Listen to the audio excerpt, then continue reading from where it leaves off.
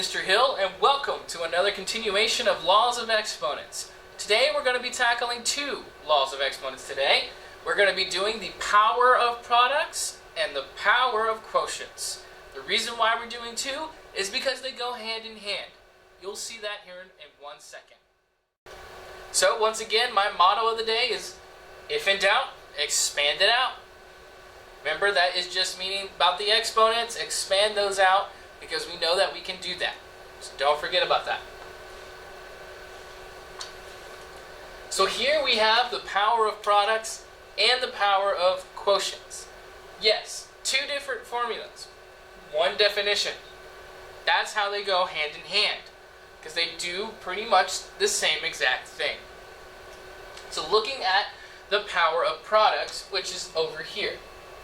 The formula tells me A times B, all raised to the nth power, will give me A to the nth power times B to the nth power.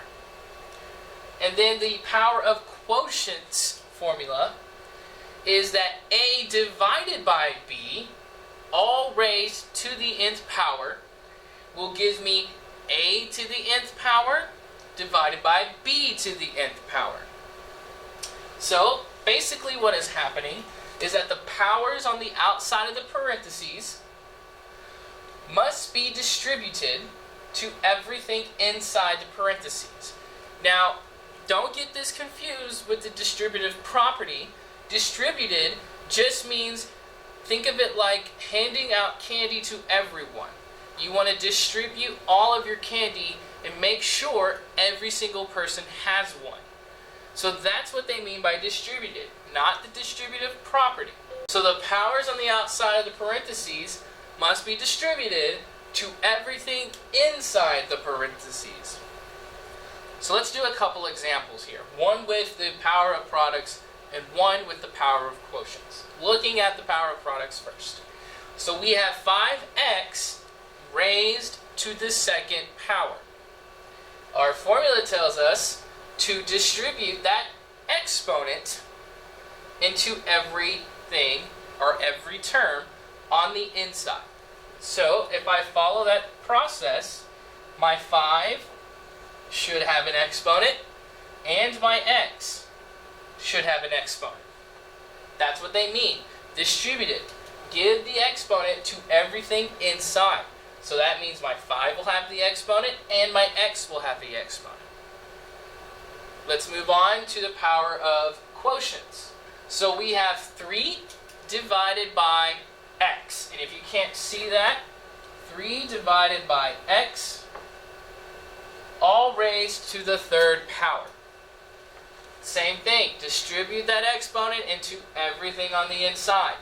So what we'll get is that the 3 will have a cubed, and the x will also have a cubed, or the third power. So it becomes 3 to the third over x to the third. But I want to know what's actually happening.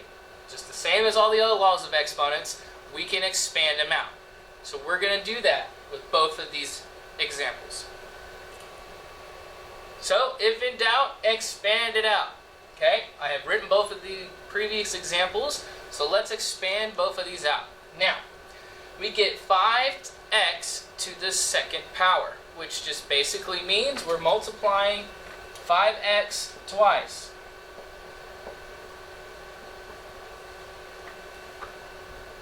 I can rearrange this to make it look a little bit nicer. I can say 5 times 5 times x times x. So that way they're all right next to each other. I know that I can do that because everything is multiplied here. And with the associative property, I can move things around and still get the same outcome. It's the same as saying 4 times 3 is 12. And 3 times 4 is 12. Same answer, written differently. Now, an exponent tells you to multiply the base by a certain number of times. That number of times will be the exponent. So here I have 5 squared because I have it twice, and then I multiply it by x squared because I see that twice. Now let's move on to the powers of quotients. Now that cubed tells me, or that third power tells me, multiply 3 over x 3 times. So let's do that. So I get 3 over x times 3 over x times 3 over x. I take the base, which is 3 over x, and multiply it 3 times. Now, it's the same as doing the power of products, except for now I have division, but that doesn't change anything. I still count them all up, and those will have their own exponents of 3, because there's 3 of them here.